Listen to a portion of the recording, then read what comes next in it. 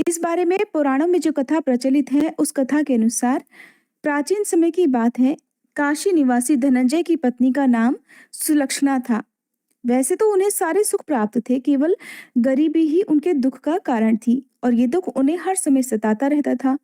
एक दिन सुलक्षणा ने अपने पति से कहा, स्वामी, आप कुछ उद्यम करो तो काम चले। इस प्रकार बैठे बैठे कैसे काम चलेगा?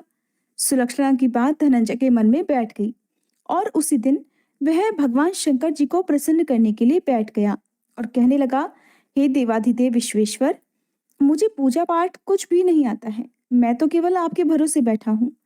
ऐसा कहकर विनती करते हुए वह 2 दिन तक भूखा प्यासा बैठा रहा। ये देखकर भगवान शंकर जी ने उसके कान में अन्नपूर्णा अन्नपूर्णा अन्नपूर्णा इस प्रकार 3 बार कहा। ये कौन क्या कह के चला गया? अब धनंजय इसी सोच में पड़ गया। फिर वह मंदिर में जितने भी ब्राह्मण लोग आया करते, भक्तजन आया करते, उन सभी से पूछने लगा कि पंडित जी, ये अन्नपूर्णा कौन है? ब्राह्मणों ने कहा कि तू अन्न छोड़कर बैठा है, तो इसलिए तुझे हर समय केवल अन्न की बात ही सूझती है। जा, घर जाकर भोजन ग्रहण कर। अब धनंजय घर गया, अपनी पत्नी से सारी बात उसने बताई। तो पत्नी कहने लगी, स्वामी, आप चिंता मत कीजिए। स्वयं शंकर जी ने ही ये मंत्र आपको दिया है और वे स्वयं ही इस बात को प्रकट करेंगे। आप फिर से जाकर उनकी आराधना कीजिए। धनंजय फिर से जैसे का तैसा, यानी कि बिना खाए पिए भगवान की पूजा में और ध्यान में बैठ गया।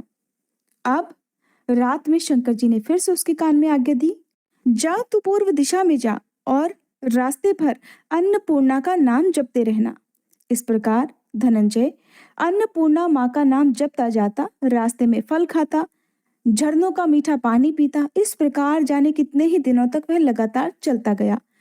कई दिनों तक लगातार चलने के बाद उसे एक बहुत सुंदर वन मिला, जो चांदी की तरह उजला था।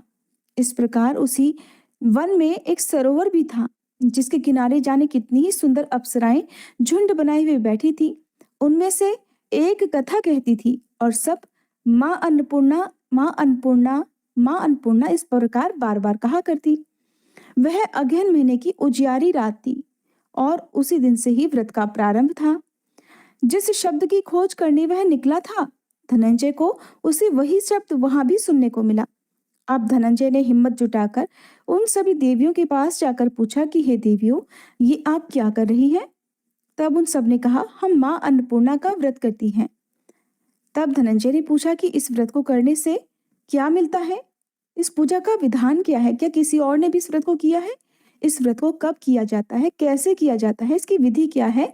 कृपया आप सभी मुझसे भी बताइए। तब वे कहने लगी कि इस व्रत को सब कोई कर सकता है। 21 दिन तक के लिए 21 गांठ का सूत लेना चाहिए। अगर 21 दिन व्रत ना कर पाए तो केवल एक दिन भी उपवास कर सकते हैं। अगर एक दिन का उपवास करना भी संभव ना हो तो पूर्णिमा के दिन केवल कथा सुनकर प्रसाद ही ग्रहण कर लेना चाहिए। कथा सुनने से पहले कुछ भी ग्रहण ना करें, निराहार रहकर कथा कहें।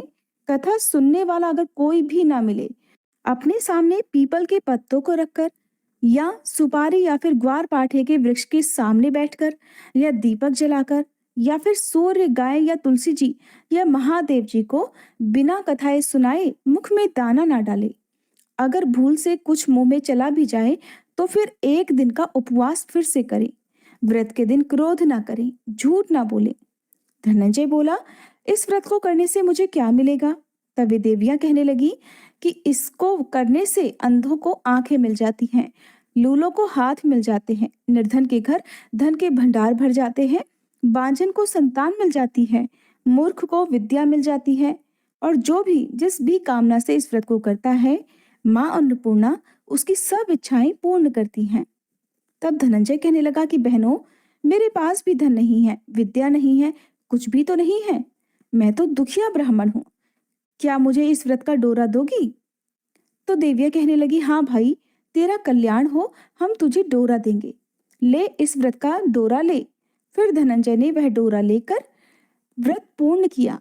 जब व्रत पूरा हुआ तब सरोवर में से 21 खंड की सोने की सीढ़ी हीरे मोती जड़ी हुई प्रकट हुई। धनंजय जय अन्नपूर्णा कहता हुआ जाता था। इस प्रकार जाने कितनी ही सीढ़ियां वह नीचे उतर गया। जब नीचे उतरा तो उसने देखा कि करोड़ों सूर्य से प्रकाशमान मां अन्नपूर्णा का मंदिर है। उसके सामने सोने के सिंहासन पर मां अन्नपूर्णा विराजमान है। सामने भिक्षा के लिए शंकर भगवान खड़े हुए हैं। देवांगनाएं चवर डुला रही हैं। कितने ही हथियार बांधकर पहरा दे रही हैं। धनंजय दौड़कर मां अन्नपूर्णा के चरणों में गिर गया। देवी उसके मन का दुख जान गई। धनंजय कहने लगा, माँ, आप तो अंतर्यामिनी हो, आपको अपनी दशा क्या बताऊं? माँ कहने लगी, तूने मेरा व्रत किया है, जा, संसार तेरा सम्मान करेगा। तब माँ अन्नपूर्णा ने धनंजय की जिह्वा पर बीज मंत्र लिख दिया। अब तो उसके रोम रोम में विद्या प्रकट हो गई। इतने में ही धनंजय ने देखा कि वो तो अपने घर के सामने खड़ा है। अब वह घर आ गया। माँ अन्नपूर्णा का वरदान अपने साथ लेकर आया। अपनी पत्नी से उसने सारी बात कही। माँ अन्नपूर्णा की कृपा से उसके घर में सुख और संपत्ति का, धन का भंडार भर गया। छोटा सा घर बहुत बड़ा गिना जाने लगा। जैसे शहद के छत्ते में सैकड़ों मधुमक्खियां जमा होती हैं, उसी प्रकार अनेक सगे संबंधी घर आ आकर उसकी तारीफें करने लगे। कहने लगे, इतना धन और इतना बड़ा घर, सुंदर संतान नहीं तो इस कमाई का कौन भोग करेगा? सुलक्षणा की कोई संतान तो है नहीं, इसलिए तुम दूसरा विवाह कर लो।